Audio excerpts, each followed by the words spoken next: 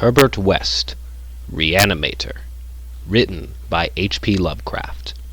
This episodic story, which has gained notoriety as a result of Stuart Gordon's adaptation of it in HP Lovecraft's Reanimator of 1985, was commissioned by George Julian Houghton for his crudely sensational magazine, Home Brew, where it was serialized in the issue of February to July 1922. "You can't make them too morbid," Houghton told Lovecraft.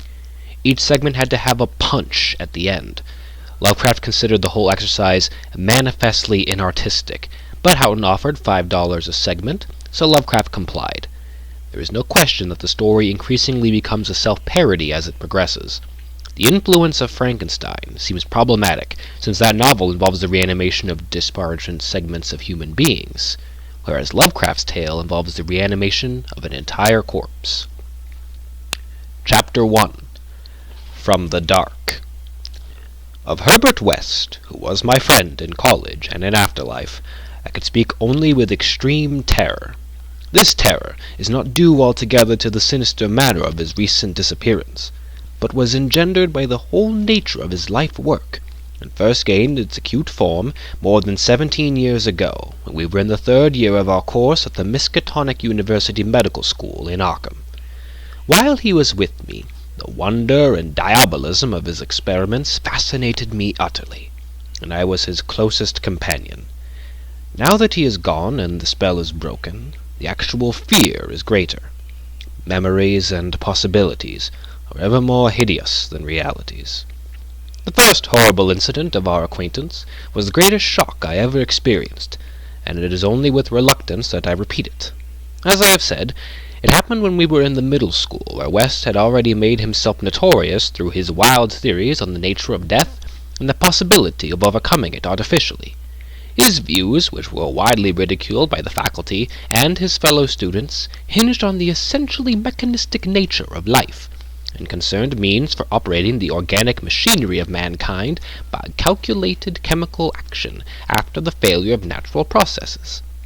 In his experiments with various animating solutions, he had killed and treated immense numbers of rabbits, guinea pigs, cats, dogs, monkeys, till he had become the prime nuisance of the college. Several times he had actually obtained signs of life in animals supposedly dead, in many cases violent signs, but he soon saw that the perfection of this process, if indeed possible, would necessarily involve a lifetime of research. It likewise became clear that since the same solution never worked alike on different organic species, he would require human subjects for further and more specialized progress. It was here that he first came into conflict with the college authorities, and was debarred from future experiments by no less a dignitary than the dean of the medical school himself, the learned and benevolent Dr. Allen Halsey, whose work in behalf of the stricken is recalled by every old resident of Arkham. I had always been exceptionally tolerant of West's pursuits, and we frequently discussed his theories, whose ramifications and corollaries were almost infinite. Holding with Haeckel that all life is a chemical and physical process, and that the so-called soul is a myth, my friend believed that artificial reanimation of the dead can depend only on the condition of the tissues, and that unless actual decomposition has set in, a corpse, fully equipped with organs, may, with suitable measures, be set going again in the peculiar fashion known as life. That the psychic or intellectual life might be impaired by the slight deterioration of sensitive brain cells, which even a short period of death would be apt to cause, West fully realized. It had at first been his hope to find a regent which would restore vitality before the actual advent of death, and only repeated failure on animals had shown him that the natural and artificial life motions were incompatible. He then sought extreme freshness in his specimens, injecting his solutions into the blood immediately after the extinction of life.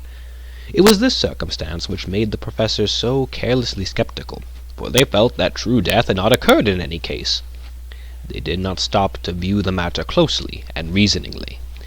It was not long after the faculty had interdicted his work that West confided to me his resolution to get fresh human bodies, in some manner, and continue in secret the experiments he could no longer perform openly.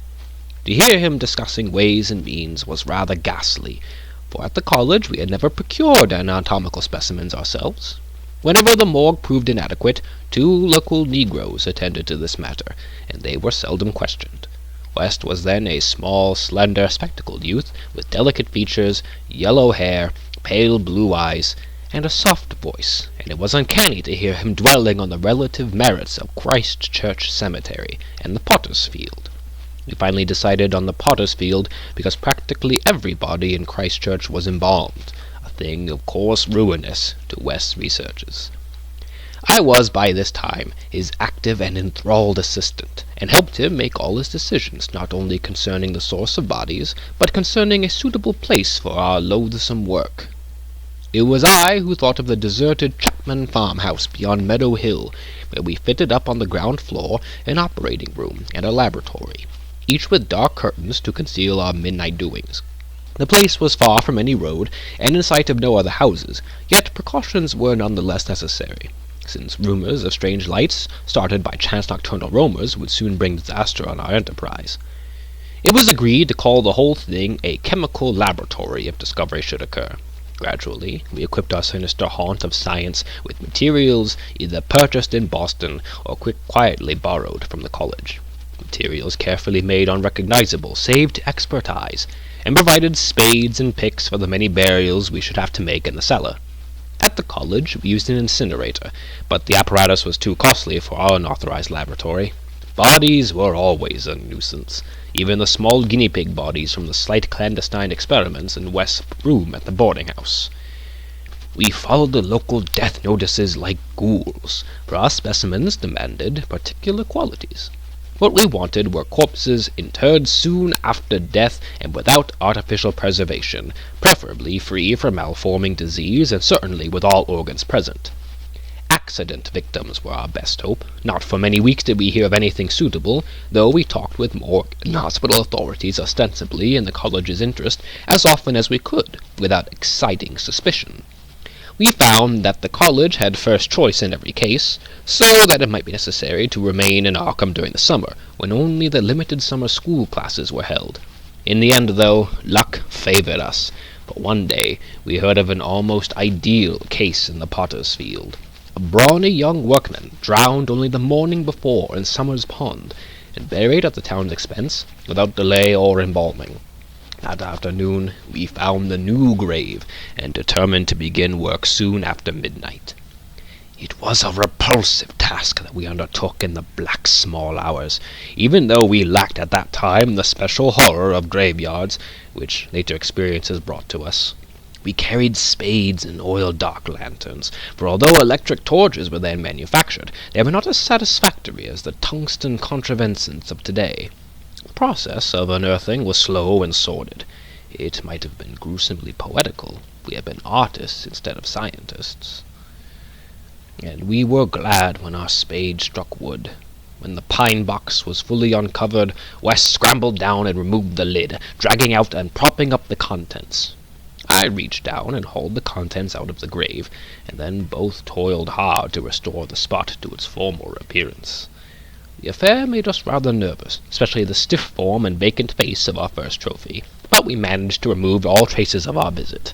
When we had patted down the last shovelful of earth, as we put the specimen in a canvas sack and set out for the old Chapman place beyond Meadow Hill. On an improvised dissecting table in the old farmhouse, by the light of a powerful acetylene lamp, the specimen was not very spectral-looking. It had been a sturdy and apparently unimaginative youth of wholesome plebeian type, large-framed, grey-eyed, and brown-haired, a sound animal without psychological subtleties, and probably having vital processes of the simplest and healthiest sort. Now, with the eyes closed, it looked more asleep than dead, though the expert test of my friends soon left no doubt on that score. We had at last what West had always longed for, a real dead man of the ideal kind, ready for the solution as prepared according to the most careful calculations and theories for human use. The tension on our part became very great. We knew that there was scarcely a chance for anything like complete success, and could not avoid hideous fears at possible grotesque results of partial animation. Especially were we apprehensive concerning the mind and impulses of the creature, since in the space following death some of the more delicate cerebral cells might well suffer deterioration. I myself still held some curious notions about the traditional soul of man, and felt in awe at the secrets that might be told by one returning from the dead. I wondered what sights this placid youth might have seen in inaccessible spheres, and what he could relate it, fully restored to life. But my wonder was not overwhelming, since for the most part I shared the materialism of my friend. He was calmer than I, as he forced a large quantity of his fluid into a vein of the body's arm, immediately binding the incision securely. The waiting was gruesome, but West never faltered.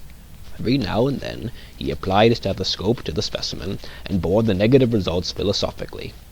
After about 3/4 of an hour without the least sign of life, he disappointedly pronounced the solution inadequate, but determined to make the most of his opportunity and try one change in the formula before disposing of his ghastly prize.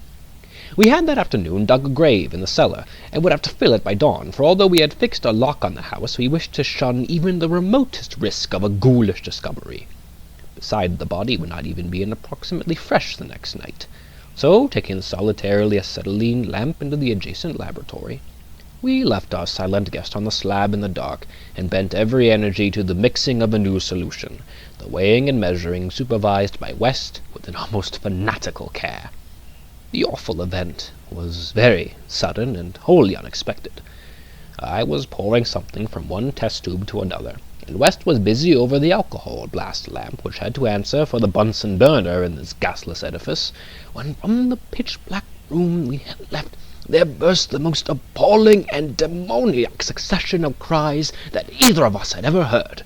Not more unutterable could have been the chaos of hellish sound if the pit itself had opened to release the agony of the damned.